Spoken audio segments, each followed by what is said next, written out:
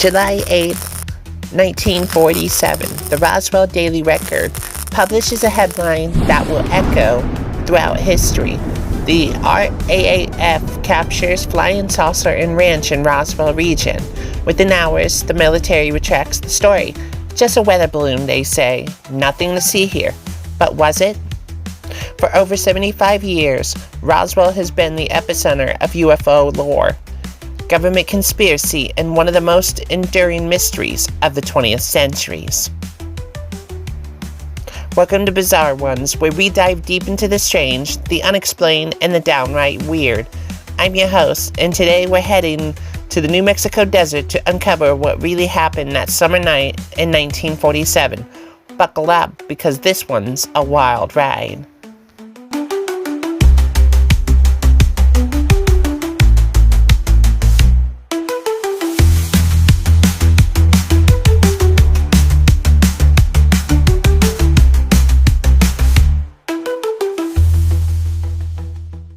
To understand Roswell, we need to set the stage. It's the summer of 1947, just 2 years after World War II ended. America is nervous. The Cold War is beginning to heat up, and the atomic age has just dawned.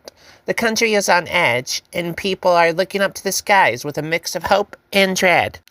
Just a few weeks earlier, on June 24th, a pilot named Kenneth Arnold reported seeing 9 unusual objects flying in the formation near Mount Rainier in Washington state. He described their movement as like saucers skipping across water. The press ran with it, and the term flying saucer was born. Suddenly, everyone was seeing these things in the sky. Enter W.W. Mac Brazel, a rancher who worked about 75 miles northwest of Roswell, New Mexico. In early July, Mac was making his rounds when he discovered something scattered across his property, a debris field of unusual material. We're talking about thin metallic fragments that couldn't be torn or burned, strange sticks with hieroglyphic-like markings, and what some described as foil that would unfold itself after being crumpled up. Now, Mac, he didn't immediately think aliens. He had heard about those flying saucer reports and wondered if maybe he'd found one of those mysterious crafts. On July 7th, he drove into Roswell and reported his find to the local sheriff, George Wilcox. The sheriff didn't know sure what to make of it. He contacted the Roswell Army Airfield, home to the 509th Bomb Group, the only atomic bomber unit in the world at the time. Now, the military sent Major Jesse Marcel and a counterintelligence officer, Captain Sheridan Cavett, to investigate. Marcel was at the base intelligence officer, a man with wartime experience and a solid reputation. When he got to Mac's ranch and he saw the debris, he was stunned. This wasn't like anything he had encountered before. Marcel later described the material as incredibly light but impossibly strong. He said you couldn't dent it with a sledgehammer, and when you crumpled the foil-like substance, it would return to its original shape without a crease. He even bought some pieces home to show his family before taking everything to the base. Now, here's where it gets interesting, right? On July 8th, the Roswell Army Airfield issued a press release. The actual official press release stated that they had recovered a flying disc from a ranch near Roswell. Not a maybe, it could be, not an identified object, a flying disc. The Roswell Daily Record ran with it, and the story went national. But within hours, the story changed. General Roger Ramsey, commander at the 8th Air Force in Fort Worth, Texas, called a press conference, and he displayed weather balloon debris and announced that the whole thing had been a mistake. What they had found was just a crashed weather balloon with a radar reflector, nothing extraterrestrial. Case closed. The press brought it, the public moved on. And for 30 years, Roswell was just a footnote in UFO history. So, fast forward to the late 1970s, right? A nuclear physicist and UFO researcher named Stanton Friedman interviewed Jesse Marcel, who had since retired from the military. And Marcel, he told a very different story. He was like, no, That's not what happened. Let me tell you what really happened, girl. You know, right? He said the weather balloon explanation was nonsense. He had handled weather balloons before, and this was nothing like that. He's like, no, it wasn't a weather balloon. Trust me. And he described how he had been ordered to keep quiet and how the real debris had been shipped off to a higher headquarters, and now the material shown to the press was a substitution, a replacement. Like, he's like, yeah, that material that y'all saw later, that wasn't the original. That was an actual weather balloon that they were showing you. And the real material, it was sent off to some black site. You know, who knows where it was sent, right? And according to Marcel, what crashed wasn't from Earth. Friedman's interview sparked new interest, and researchers began tracking down other witnesses, and that's when things got really bizarre. Several people came forward claiming they had seen not just debris, but bodies, small, gray-skinned beings with large heads and eyes. Morticia Glenn Dennis said he had received strange calls from the base asking about small, hermetically sealed caskets. He claimed a nurse friend told him she had assisted in autopsies of non-human entities before being transferred and told never to speak it again.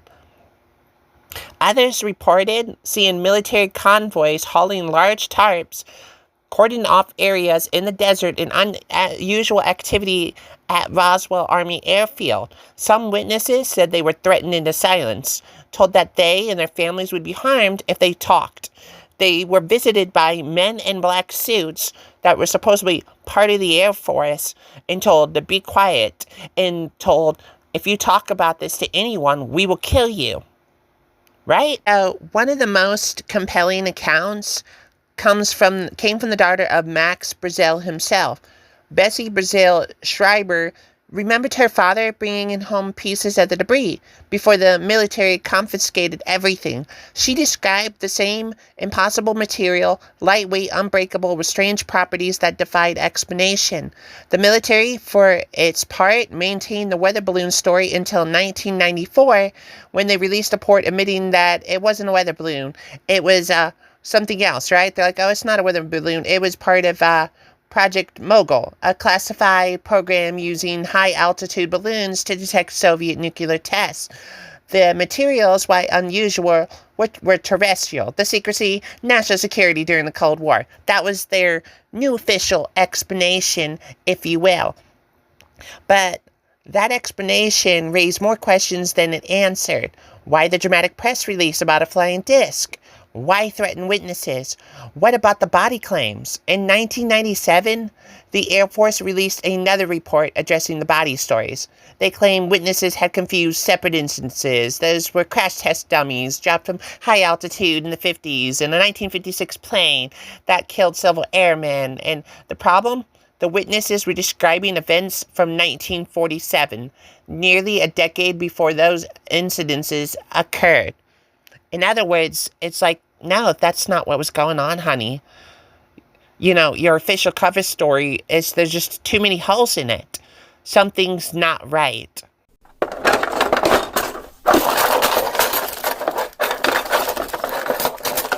So, what do we actually know? Let's look at the evidence objectively. First, something did crash near Roswell in early July 1947. That's undisputed. Multiple witnesses saw debris. The military collected it. The only question is what it was.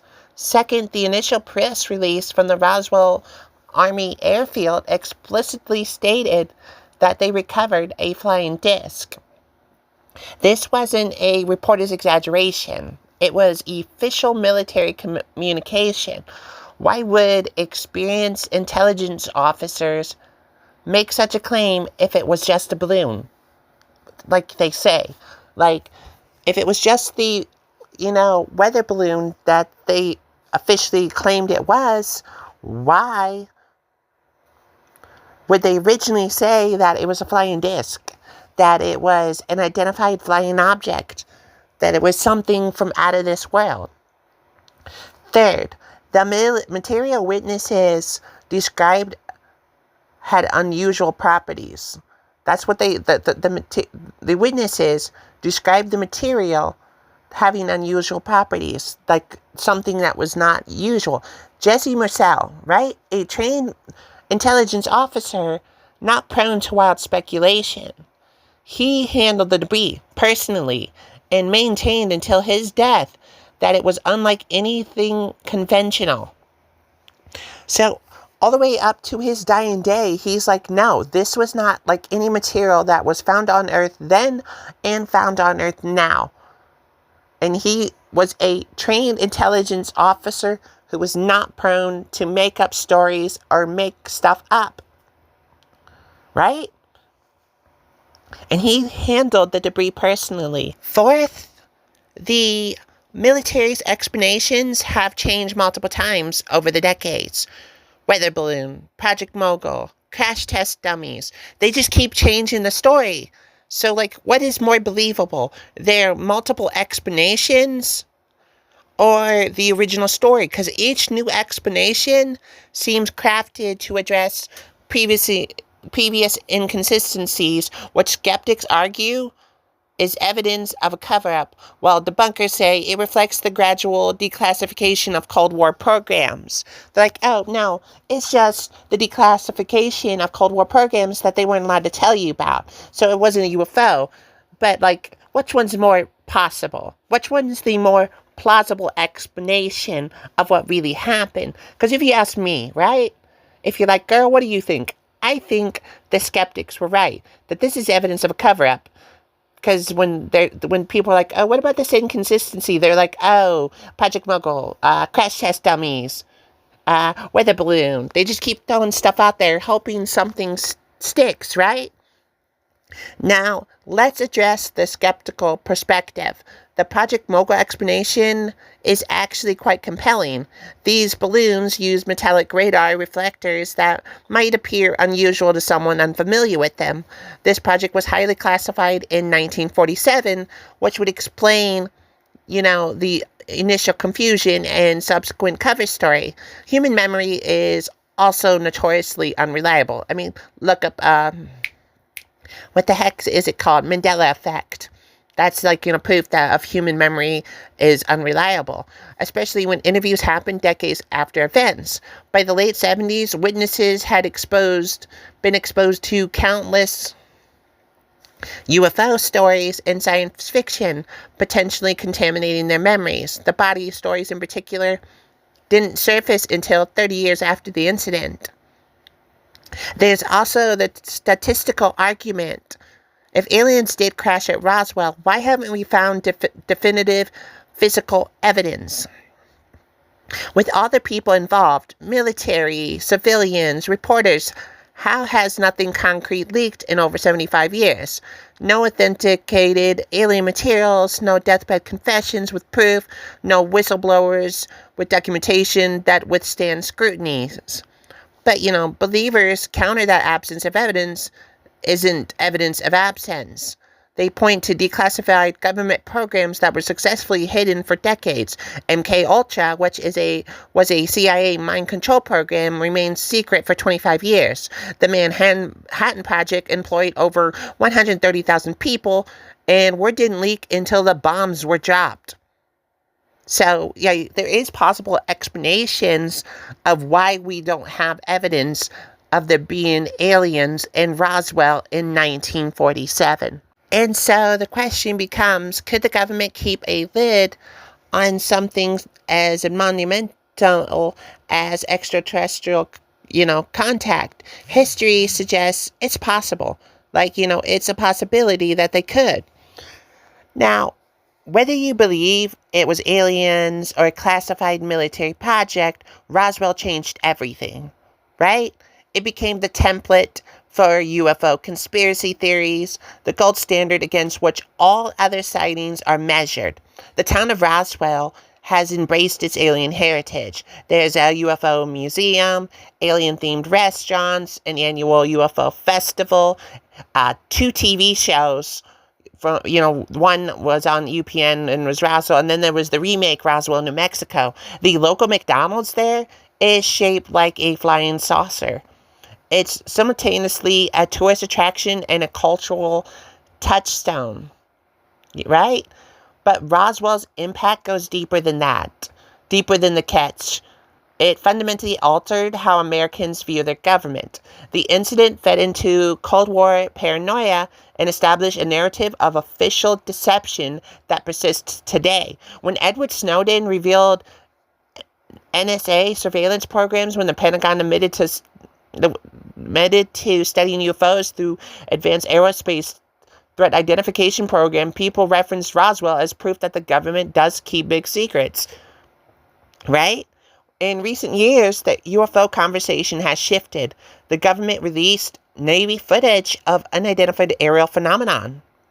Congress held hearings on, they had actual hearings on unexpected and unexplained encounters. Former intelligence officials testified about retrieval programs for non-human technology. Some UFO researchers believe Roswell was vindication all along, while skeptics see it as evidence that unusual area phenomenon doesn't necessarily mean aliens. Perhaps the most fascinating aspect of Roswell is what it reveals about us. We want to believe we're not alone, and that in the universe and in the span of things that we're not alone, and that our planet isn't the only planet with intelligent life. We want mysteries in an age where everything seems explainable. We want our governments to tell us the truth, while we simultaneously accepting that sometimes they can't or they just won't. And so that brings us, to what do you believe? Tell us in, wherever the comment section is on where you're listening to this podcast of what you think.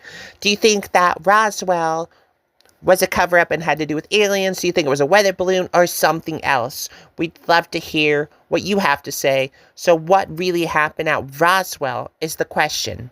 Was it a weather balloon? A secret Cold War project? Or did something from beyond our world crash in that New Mexico desert that summer night? The truth is, we may never know for certain. The key witnesses have passed away. Documents have been destroyed or remain classified. Physical evidence, if it ever existed, is long gone or hidden away in some government warehouse. But maybe that's okay. Maybe the mystery is the point. Roswell reminds us that despite all our technology and knowledge, there are still things we don't understand. It challenges us to question official narratives while not falling into paranoid conspiracies, right? It asks us to stay curious, skeptical, and open-minded all at once. What I can tell you is this. Something happened in Roswell in July 1947, something significant enough that we're still talking about it 75 years later. Whether that something was extraterrestrial or merely extraordinary, it captures our imaginations and refuses to let go. In a world that feels too rational, too explained, too mundane, maybe we need places like Roswell, places like Area 51, places where the impossible might have happened. Places where we can look up to the stars and wonder, what if? What if we're not alone? What if there's something out there? And what if they're watching us right now? What if they're listening to this podcast? I say that if there's any aliens listening to this podcast, we're open. We're ready to hear what you have to say about the whole situation. Thanks for joining me on this journey to Roswell. If you enjoyed this episode, please, subscribe to wherever you're listening to it. Leave a review and share it with your fellow truth seekers. Got a bizarre topic you want us to cover? Hit us up and let us know. I've been your host, Tonya Kitsune. Until next time, keep questioning, keep wondering, and stay bizarre. Thank you for listening.